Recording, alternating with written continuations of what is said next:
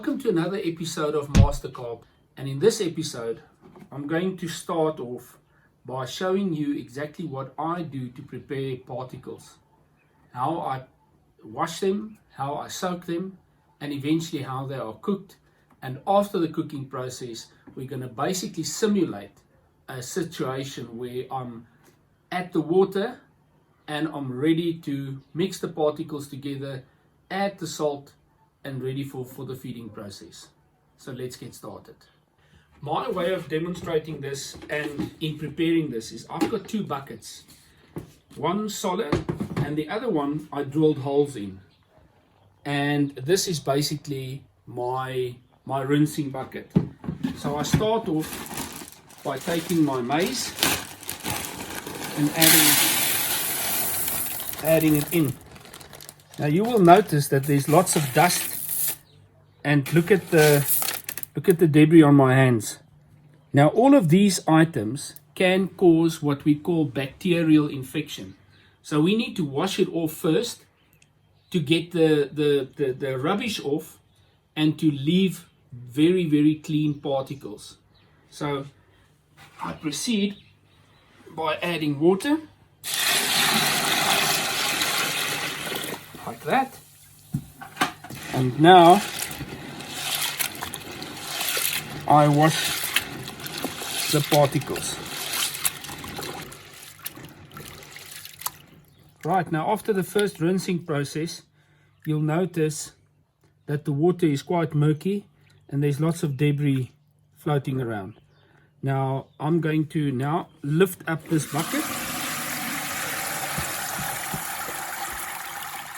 and drain all the murky water off, and I'm going to repeat this process at least 2 or 3 times before I'm satisfied to soak these particles. Right, after the third rinsing process, you can now see that the water is clear. There's almost no debris floating on the surface, and I'm ready to soak these particles. The next batch of particles I'm going to prepare is the tiger nuts, and at this point I want to thank Llewellyn and his team from Essential Angling for the kind sponsorship for these particles, and hopefully after lockdown we can actually catch a couple of fish with it.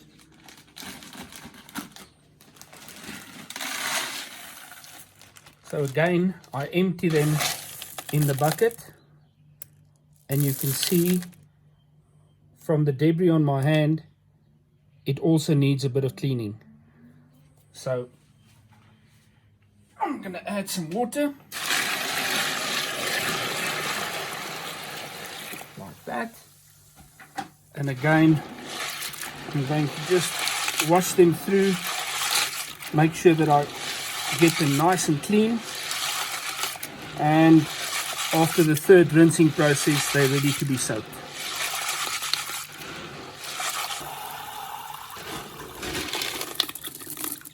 Right, and there we have it. These tiger nuts are ready to be soaked in clear, clean water, and it's going to stay overnight like this in a sealed bucket, and tomorrow afternoon I'll be back to cook these. So let's do the next ones.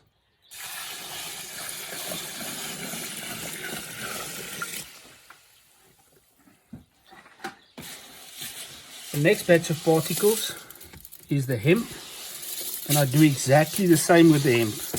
I also wash it off, and I also drain it to make sure that they are clean and ready to be soaked.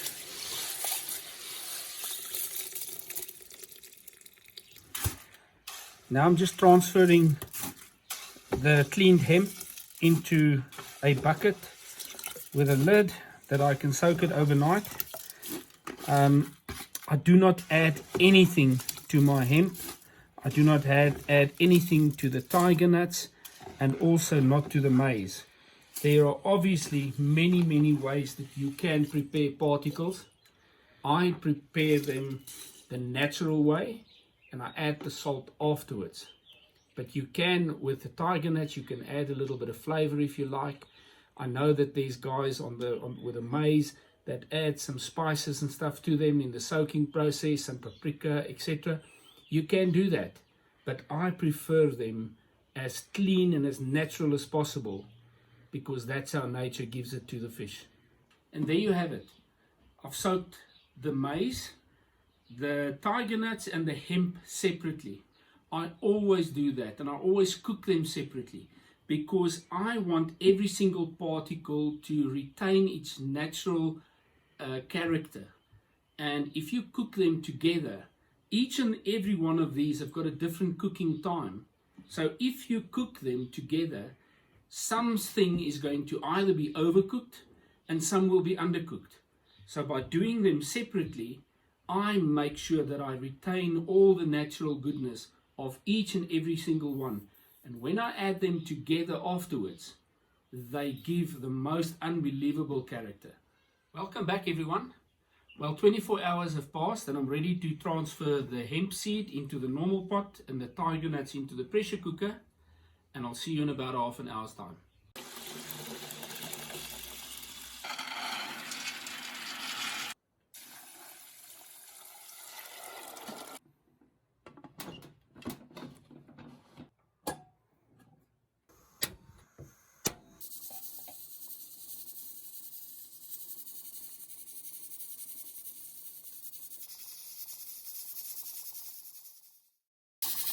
Right, and we are half an hour in and the pressure cooker is sizzling quite nicely.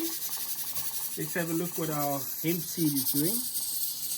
And you'll notice that some of the seeds are starting to split open. I think we'll let this simmer for another 10 or 12 minutes and then we can remove it from the heat.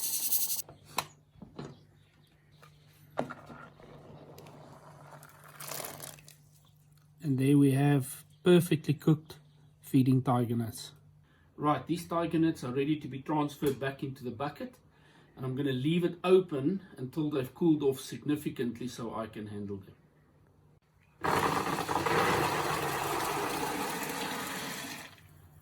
Absolutely perfect.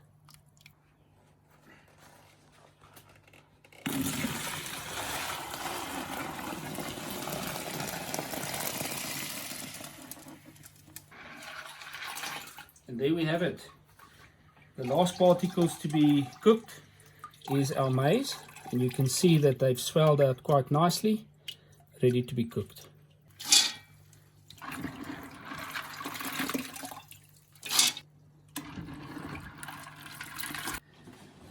Right, our maize is done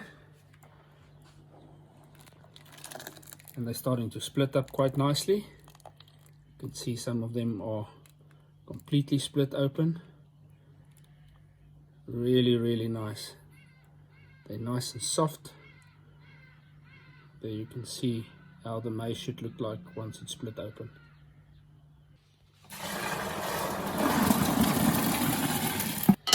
There we go. Now these particles just need to cool down, and once they cool down, I'll show you my twist to this whole thing.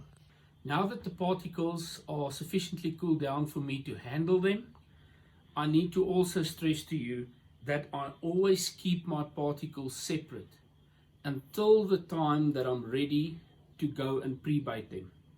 So they will remain like this until I put them into the bucket, add the salt, and then go out on the boat or spawn them out, or whatever the case might be. Now I've got less than 5 liters of each of the particles, and this is more than sufficient for me for a whole weekend session. On some of the lakes around Johannesburg, we'll even use less than this for a weekend session. So let's do that quickly. There's the maize.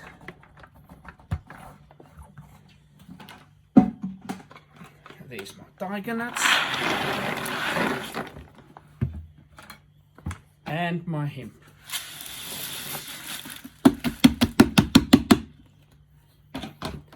And I will just work them through this.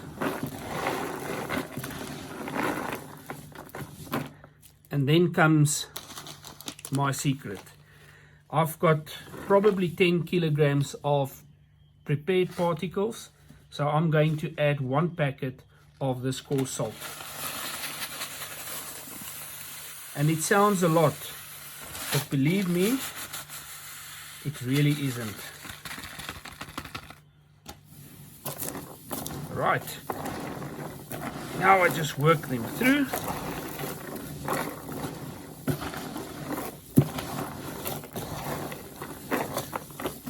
And there you have it. Particles ready to go out